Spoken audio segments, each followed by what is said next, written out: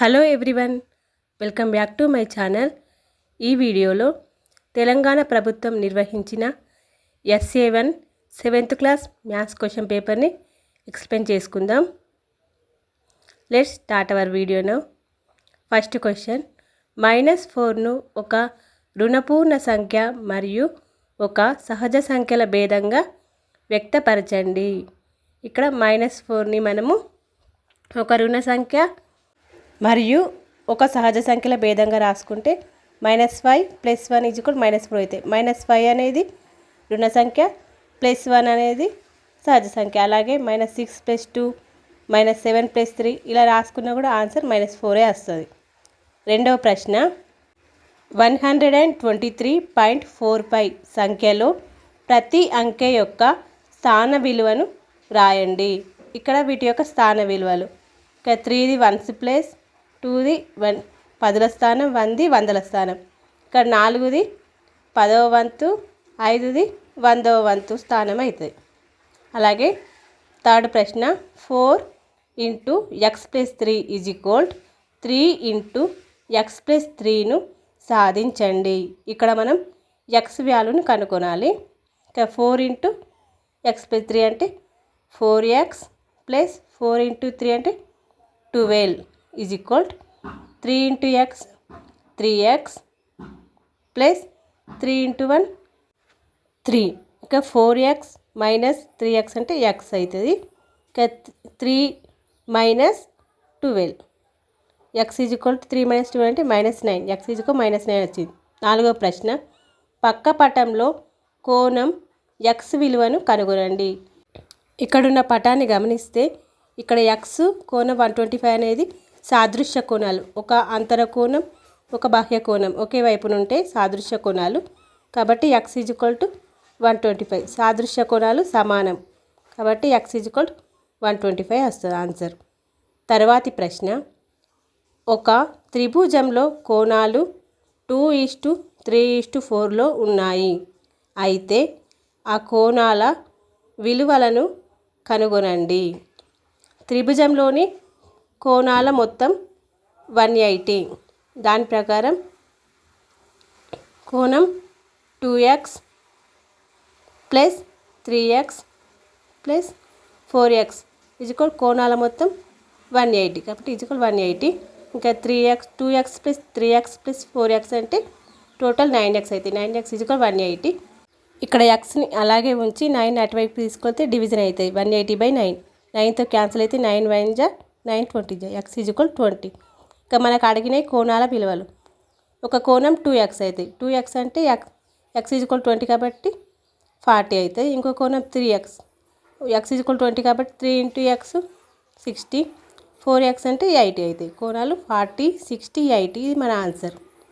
తర్వాతి ప్రశ్న, నీవు ఉపయోగించే స్కేలు PQ పొడవు 30 సెంటీమీటర్లు మరియు దానిపైన ఒక బిందువు x స్కేలును 3:7గా విభజించును. అయితే PX మరియు QX రేఖాఖండాల పొడవులను కనుగొనండి. ఇక్కడ మన స్కేలు P, ఇది Q, ఇక్కడ P ఉంటుంది, ఇది Q, ఈ టోటల్ దీన్ని ఇది 30 సెంటీమీటర్. ఇక మధ్యలో బిందువు x అనుకోండి, ఇది 3:7గా విభజిస్తుంది. మొత్తం 30 అంటే 3x + 7x = 30 అవుతుంది. ఇక 3x + 7x అంటే 10x = 30. ఇక 10 అటువైపు తీసుకుంటే డివిజన్ అవుతుంది. x = 30/10, x = 3 వస్తుంది. ఇప్పుడు రేఖాల పొడవు ఎంత అవుతుంది? 9, 7 × 3 = 21. తర్వాతి ప్రశ్న, మొదటి 5 సరి సంఖ్యల సగటును కనుగొనండి. ఇక్కడ 5 సరి సంఖ్యలు అడిగిండు. సరి సంఖ్యలు ఏమైతే మొదటి 2 + 4 + 6 + 8 + 10 ఇవి సరి సంఖ్యలు. మొదటి 5 సరి సంఖ్యలు /5 సగటు అన్నారు కాబట్టి /5. ఇంకా 2 + 4 + 6 + 8 + 10 చేస్తే మనకి ఆన్సర్ ఎంత వస్తుంది? 30 వస్తుంది. 30/5, 5 × 1 = 5, 6 అంటే ఆన్సర్ 6 వచ్చింది. సగటు 6. తర్వాతి ప్రశ్న, ఒక సంఖ్యను 3 రేట్ల నుంచి 8 తగ్గించగా అది 50 సమానం. దీనిని సామాన్య సమీకరణ రూపంలో వ్యక్తపరచండి. ఒక సంఖ్య మనకు తెలియదు కాబట్టి దాన్ని ఎక్స్ అనుకుందాం. దాన్ని 3 రెట్లు వేయాలి. 3 రెట్లు అంటే 3x. తర్వాత 8 తగ్గించగా అని అడిగిండు. 3x నుండి -8 వేస్తే అది 50కి సమానం, అంటే =50. ఇది మన సమీకరణం. తర్వాతి ప్రశ్న, 16 ఆగస్టు 2025 రోజున ఆదిలాబాద్ పట్టణంలో 4:01 గంటలకి 4:01 ఇచ్చిళ్ళు 16.4 సెంటీమీటర్ల వర్షం పడింది. అయితే 1:30 గంటలలో ఎంత వర్షం పడింది? ఇక్కడ 4:01 అంటే 1 నిమిషానికి 60 సెకండ్లు, అంటే 4 నిమిషాల కంటే 240 + 1 241 241 నిమిషాలకి 16.4 సెంటీమీటర్ వర్షం పడితే గంటన్నర అంటే 60 + 30 90 నిమిషాలకు ఎంత అని అర్థం. అంటే క్రాస్ మల్టిప్లై చేస్తే 90 × 16.4 = 241 × x అవుతుంది. ఇక మనం x వాల్యూ కనుక్కోవాలి కాబట్టి ఇక 0 ఇక పాయింట్ క్యాన్సిల్ అయింది. 9 × 16.4 చేస్తే 1476 = 241 x అవుతుంది. x = 100/476/241. తర్వాతి ప్రశ్న, L మరియు Mలు 2 సమాంతర రేఖలు మరియు N వాటిని ఖండించే తిర్యగ్రేఖ అయితే వీటితో ఏర్పడే సాదృశ్య కోణాలు మరియు ఏకాంతర కోణాల జతలను తెలపండి. ఇక్కడ L, M 2 సమాంతర రేఖలు, N అనేది తిర్యగ్రేఖ, అంటే వీటి రెండింటి మధ్యలోకి నుంచి ఖండించుకుంటూ వెళ్తాయి. ఇది N. అయితే వీటి సాదృశ్య కోణాలు అంటే ఒకే వైపున ఉండే ఒక అంతర కోణము అలాగే ఒక బాహ్య కోణం ఉంటే అది సాదృశ్య కోణం. ఇది బాహ్య కోణము ఒకే వైపున ఉండాలా, అలాగే అంతర కోణం, ఇవి 2 సాదృశ్య కోణాలు. అలాగే ఇలా ఇటు కూడా ఒక అంతర కోణం ఒక బాహ్య కోణం ఇలా ఉంటే వీటిని సాదృశ్య కోణాలు అని అంటారు. ఇవి 2 సాదృశ్య కోణాలు.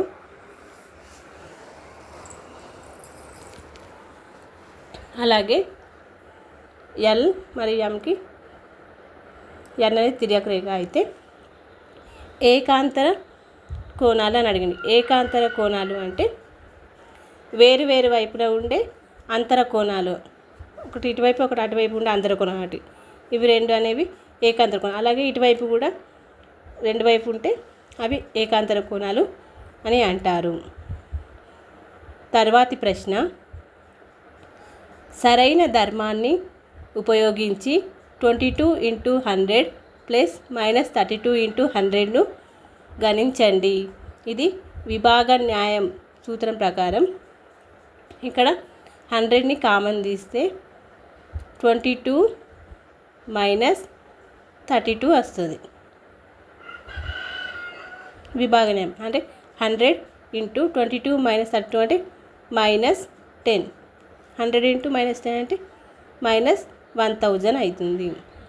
తర్వాతి ప్రశ్న, రాము ఒక టీవీను ₹20,000కు కొని ₹23,000కు అమ్మాడు. అయితే అతనికి వచ్చిన లాభ శాతాన్ని కనుగొనండి. ఇక్కడ లాభం ఎంత? 3,000.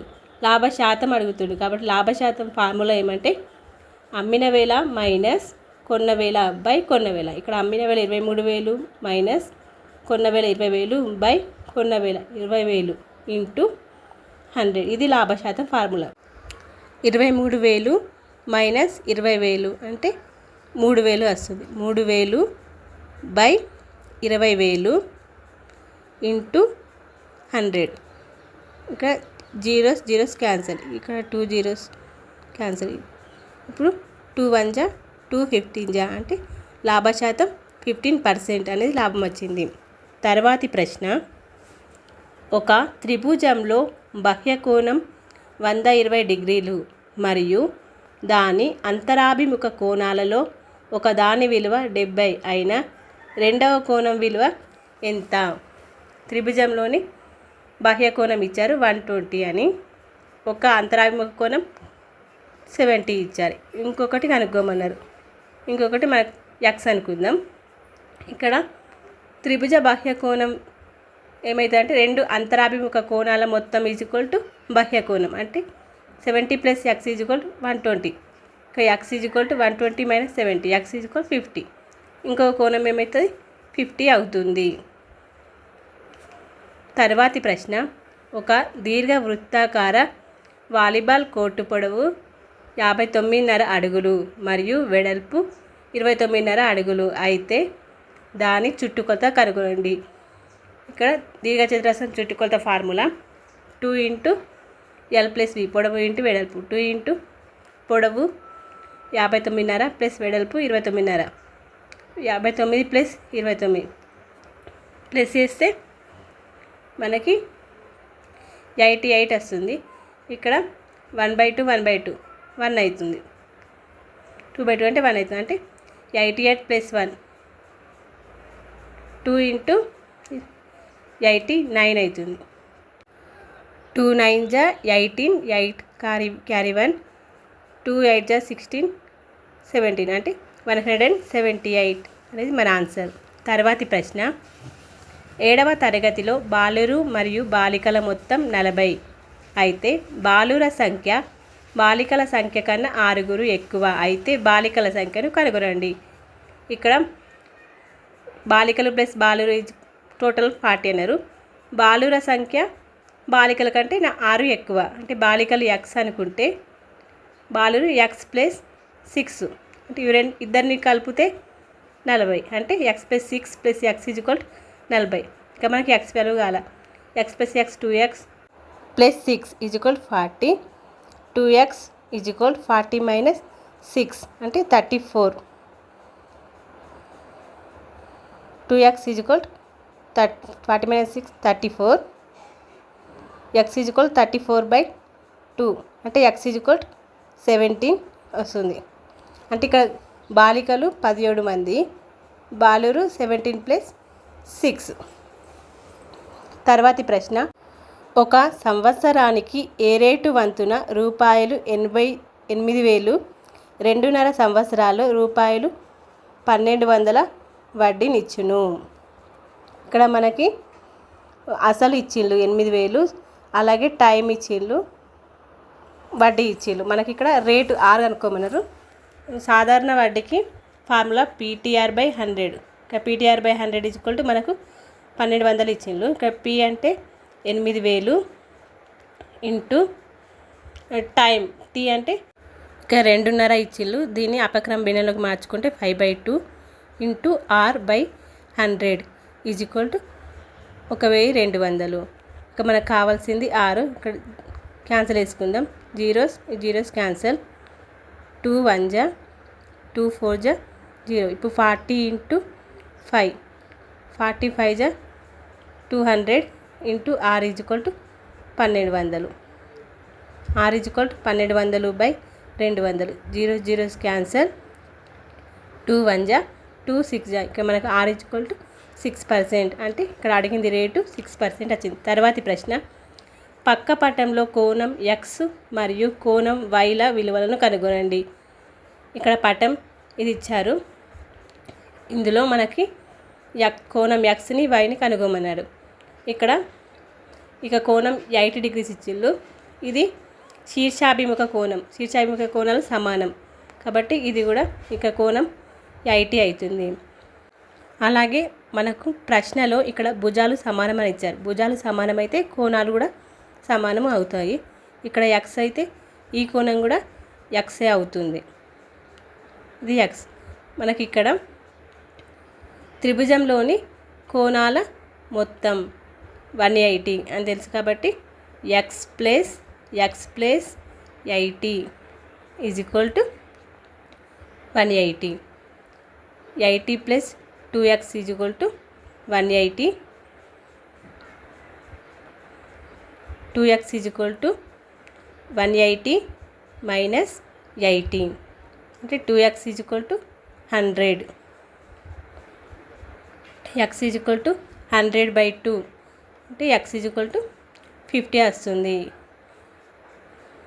X equal 50. మనకి ఇక్కడ ఇంకా వై కూడా కావాలి.